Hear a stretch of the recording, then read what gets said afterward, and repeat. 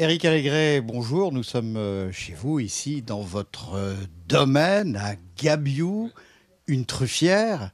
Alors, qu'est une truffière, ici en Dordogne? Donc, ce sont des arbres porteurs du champignon, la truffe. Et dans cette truffière, en fait, il y a des essences d'arbres tout à fait différentes. On a des chênes, des charmes, des tilleuls, du cèdre. On a même du pin noir d'Autriche. Et la particularité de ces arbres, donc, c'est de produire de la truffe.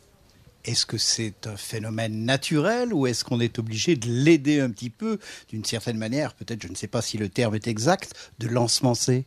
Oui, alors effectivement, on aide un petit peu. C'est-à-dire qu'en fait, on accroît les possibilités naturelles parce que des spores de truffes, il y en a en sol. Et ce qu'on fait simplement, c'est qu'on plante des arbres qui sont déjà porteurs du champignon. Donc à partir de là, on multiplie les possibilités d'avoir de la truffe.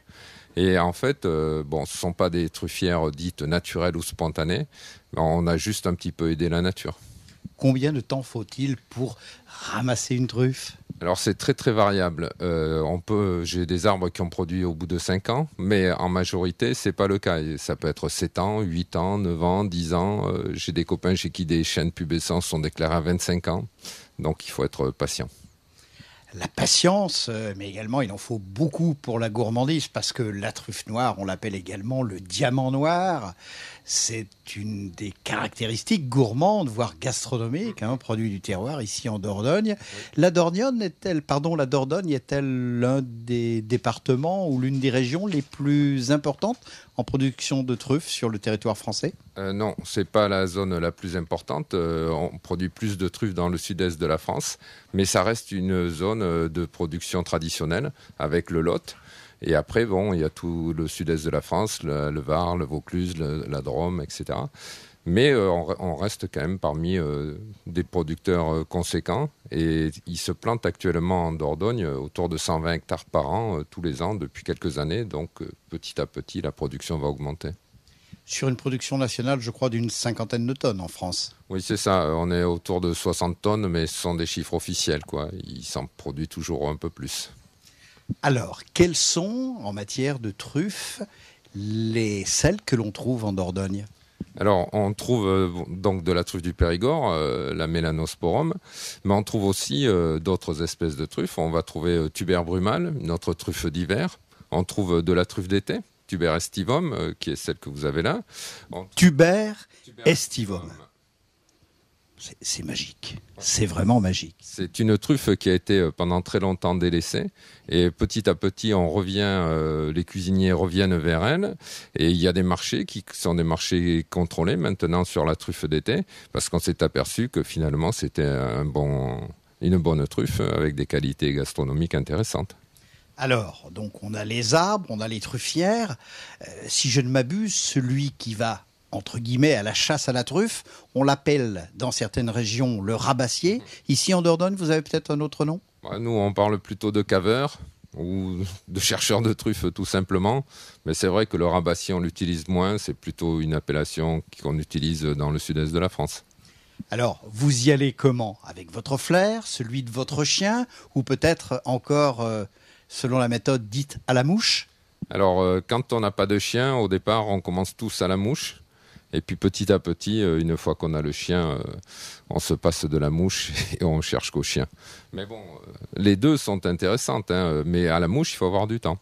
Alors, expliquez voir en quelques secondes la chasse de la truffe à la mouche. Alors, pour la mouche, en fait, on prend une baguette et on la promène sur le brûlé, sur le pourtour du brûlé de l'arbre, pour voir s'il n'y a pas une mouche qui s'envole. Quand on voit la mouche, on met un petit repère. On va se promener un peu plus loin, on cherche ailleurs, et on revient après. Si la mouche est revenue, attirée par le parfum de la truffe, parce qu'elle pond ses œufs à l'aplomb des truffes mûres, parce que les larves de la truffe vont aller se nourrir de la truffe, en fait. Les larves de la mouche vont aller se nourrir de la truffe. Et donc, si jamais les mouches sont revenues au même endroit, ou s'il y en a plusieurs et qu'elles se battent, on est sûr qu'il y a une truffe parfaitement parfumée dessous. Alors, pendant que vous nous racontez la chasse à la truffe, à la mouche, l'odeur, les effluves de la truffe nous envahissent les narines. Et alors, une fois que vous avez les truffes, je crois qu'il y a un certain nombre de marchés ici en Dordogne, une dizaine ou une douzaine, sur lesquels vous pouvez vendre vos diamants champignons. Oui, effectivement, il y a plusieurs marchés contrôlés, des marchés officiels contrôlés, dans lesquels on peut faire apporter nos truffes pour les vendre. Ou alors après, bon, moi j'en passe pas mal sur le restaurant et dans les week-ends à thème que je fais. Vous parlez de contrôle, Eric, quels sont les contrôles que peuvent subir ces champignons? Alors, la truffe, en fait, elle va être tâtée pour voir si elle est bien dure partout. Parce que si jamais il y a des vers à l'intérieur, ça va s'affaisser. Elle va être pourrie en quelque sorte. Alors, elle peut être effectivement pourrie. Donc là aussi, elle peut être molle. Elle peut avoir eu un coup de gel. Là aussi, elle pourrait être molle. Ou alors, elle va s'affaisser parce qu'elle a des vers à l'intérieur. Donc, on tâte énergiquement. Après, on caniffe.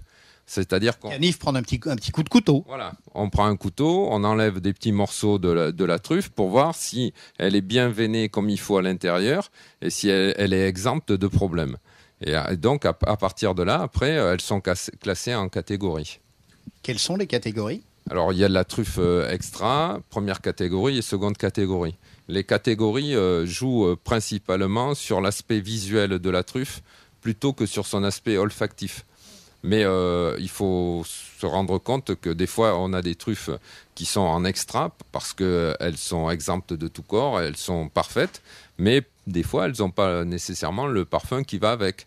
Et alors que des fois, on peut avoir des truffes beaucoup plus biscornues qui ont dû pousser les cailloux pour pouvoir grossir, mais qui peuvent être parfaitement parfumées, qui seront simplement en première catégorie. C'est indélicat de vous demander le cours du marché actuellement de la truffe? Alors, là, actuellement, les marchés, ce ne sont que des marchés de truffes de tuber estivum. Hein. Au particulier, la truffe en tuber estivum, elle peut être vendue entre 80 et 200 euros le kilo. Selon la catégorie extra ou seconde catégorie? Alors, sur la truffe d'été, pour le moment, il n'y a pas de catégorie. Hein. C'est essentiellement pour la truffe d'hiver, hein, pour la truffe du Périgord. Sur la truffe d'été, en fait, il n'y a pas de catégorie.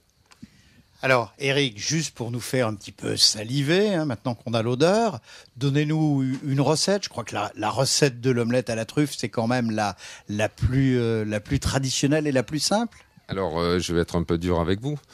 Il faut éviter les omelettes, plutôt une brouillade ou un œuf au plat. Parce que le problème de l'omelette, c'est qu'on la fait cuire à feu vif. Et le feu vif va tuer les arômes d'une grande partie de l'omelette. Donc si vous voulez manger un plat traditionnel Alors la recette de la brouillade. Donc une vraie brouillade, il faut la faire au bain-marie. Et donc ça prend beaucoup plus de temps et il faut tourner pendant très longtemps. Mais en même temps, au niveau des arômes, ce qui est restitué, c'est autre chose. Où ça marche très très bien en œuf au plat parce que la caractéristique de la truffe, c'est de diffuser dans les œufs. La coquille de l'œuf est poreuse, donc on met ses œufs à l'avance dans une boîte hermétique. À l'avance, 1 semaine, 2 semaines? Non. Peut-être pas, parce que l'œuf... 3-4 jours, ça suffit. 3-4 jours, mais moi, des fois, j'en ai jusqu'à 1 semaine avec des œufs. Et le propre donc, de l'œuf, de la coquille poreuse, c'est que le parfum de la truffe va se retrouver dans le jaune, là où il y a les corps gras, les lipides, parce que c'est les corps gras qui fixent les arômes de la truffe. Comme dans le chocolat. Voilà, comme pour le chocolat. Et donc, l'avantage, c'est qu'on va avoir des arômes parfaitement bien prononcés dans le jaune et moins dans le blanc. Donc, en œuf au plat, c'est très, très agréable. Une autre recette avec l'œuf, peut-être? Oui, on peut aussi essayer en œuf à la coque. Ça marche très, très bien parce que c'est pareil. Comme le jaune, il ne cuit pas, vous avez tous les arômes dans le jaune et c'est très, très agréable. Le mot de la fin, avec quel type de vin conseillez-vous votre brouillade aux truffes? Alors, pour les brouillades, pour les œufs, préférez peut-être un blanc, un vin blanc plutôt qu'un vin rouge, et un Sauvignon ou un petit Bourgogne, ça marche très très bien dessus. Et puis comme la truffe, c'est un produit qualitatif, dites-nous quelles sont les contraintes que vous imposez à vous-même, je crois des contraintes européennes, sur la qualité de ces champignons. Oui, de toute façon, il faut bien voir que si on veut que ça aille de mieux en mieux, il faut être sûr de la qualité du produit que l'on vend. Et donc, il faut faire les efforts nécessaires pour pouvoir donner aux gens un produit de qualité et vers lequel ils reviennent parce qu'ils sont satisfaits. Donc, il est plus facile d'avoir des clients satisfaits lorsqu'on fait des efforts qualitatifs parce que la vision à court terme, c'est une vision assez réductrice. Eh bien, merci. Nous étions, je vous le rappelle, à Gabiou, un petit village fort sympathique de Dordogne, avec Éric Allégret dans sa truffière, qui nous a expliqué un petit peu cette truffe, ce champignon, qui nous l'a décrypté avec bonheur et gourmandise. Bon appétit!